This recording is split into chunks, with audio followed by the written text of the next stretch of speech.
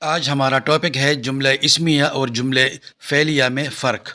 جملہ اسمیہ اور جملہ فعلیہ جاننے سے پہلے کچھ چیزیں ہیں جن کا جاننا بہت ضروری ہے تاکہ آپ کو جملہ اسمیہ اور جملہ فعلیہ کے فرق کو پہچاننے میں آسانی ہو۔ سٹیپ بائی سٹیپ سمجھا دیتا ہوں۔ جملہ دو بنیادی حصوں سے مل کر بنتا ہے، مسند الیہ اور مسند۔ مسند الیہ کو انگلش میں سبجیکٹ کہتے ہیں، یعنی جس کے بارے میں بات ہو رہی ہو اسے مسند الیہ کہتے ہیں۔ مسند کیا ہے؟ جو بات بتائی جا رہی ہے اسے مسند کہتے ہیں۔ اب آتے ہیں جملہ اسمیہ کی طرف۔ جملہ اسمیہ کے تین اجزاء ہیں، مبتدا، خبر، فعل ناقص۔ اب یہ مبتدا کیا چیز ہے؟ مسند الیہ کو جملہ اسمیہ میں مبتدا کے نام سے پکارا جاتا ہے، یعنی سبجیکٹ جس کے بارے میں بات ہو رہی ہو۔ یاد رکھیں کہ مبتدا ہمیشہ اسم ضمیر ہوتا ہے۔ تو پھر خبر کیا ہے؟ مسند کو جملہ اسمیہ میں خبر کہتے ہیں، یعنی خبر اور مسند بھی ایک ہی ہے۔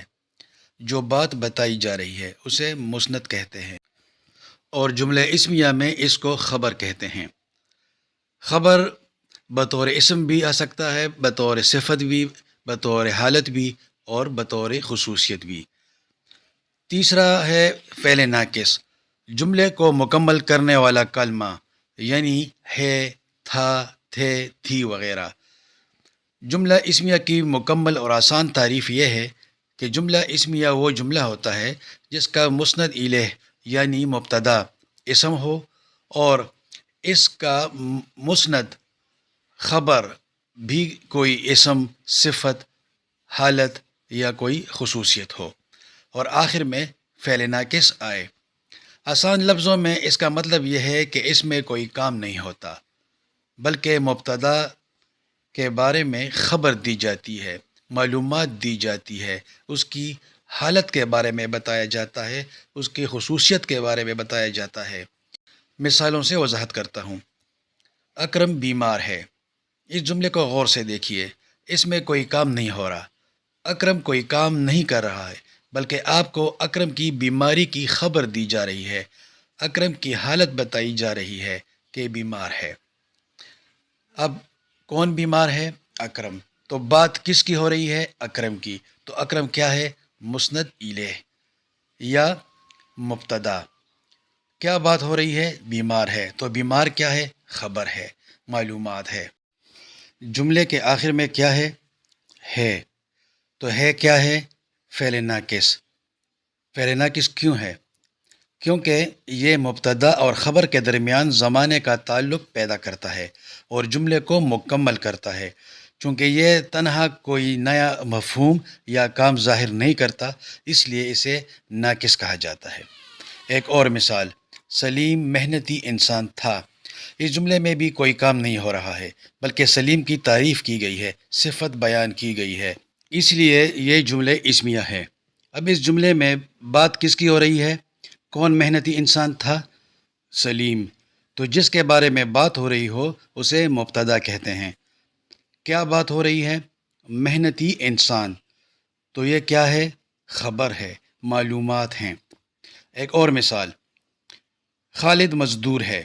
اس جملے میں بھی کوئی کام نہیں ہو رہا، بلکہ آپ کو خالد کے بارے میں بتایا جا رہا ہے، خبر دی جا رہی ہے کہ وہ مزدور ہے، اس لیے یہ بھی جملہ اسمیہ ہے۔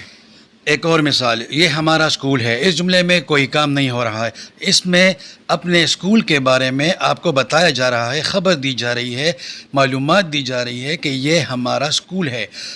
اس میں مبتدا، اس میں اشارہ ہے۔ اب آتے ہیں جملہ فعلیہ کی طرف۔ جملہ فعلیہ اگر لازم جملہ ہے تو دو اجزاء، فاعل اور فعل۔ اگر متعدی جملہ ہے تو تین اجزاء، فاعل، فعل اور مفعول پر مشتمل ہوتا ہے۔ وہی مسند الیہ جو جملہ اسمیہ میں مبتدا کہلاتا ہے، جملہ فعلیہ میں اسے فاعل کہا جاتا ہے، اور وہی مسند جسے جملہ اسمیہ میں خبر کہتے ہیں، اسے جملہ فعلیہ میں فعل کہا جاتا ہے۔ جملہ فعلیہ کی آسان تعریف جیسے کہ نام سے ظاہر ہے، چونکہ فعل سے نکلا ہے، فعل کہتے ہیں کام کو، تو وہ جملہ جس میں کسی کام یا عمل کا ہونا یا کرنا واضح طور پر پایا جائے۔ آسان مطلب یہ ہے کہ جملہ فعلیہ کسی کام یا عمل کو ظاہر کرتا ہے۔ مثالوں سے وضاحت کرتا ہوں۔ احمد لکھتا ہے۔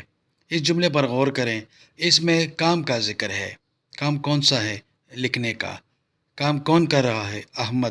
تو کام کرنے والا احمد مسند الیہ یعنی فاعل، اور خبر لکھتا ہے فعل۔ چونکہ اس جملے میں کام ہوا ہے تو یہ جملہ فعلیہ ہے۔ دوسری مثال، وہ کھیل رہے ہیں۔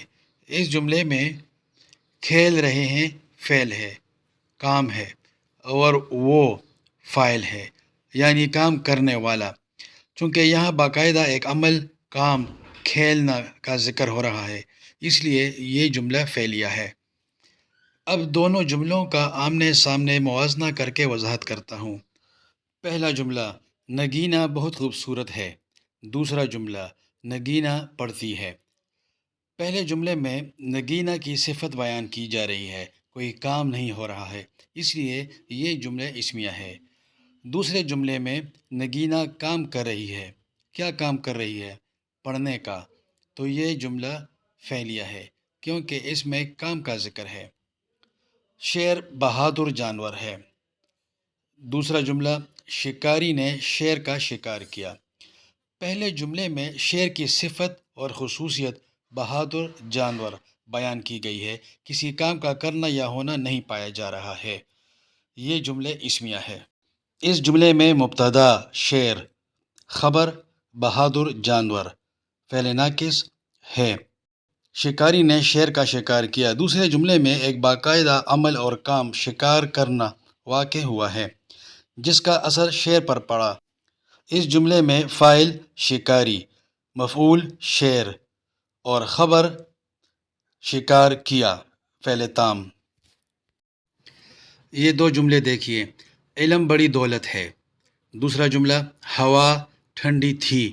یہ دونوں جملے اسمیہ ہیں کیونکہ ان جملوں میں کوئی کام نہیں ہو رہا ہے، بلکہ آپ کو علم اور ہوا کے بارے میں خبر اور معلومات دی جا رہی ہیں۔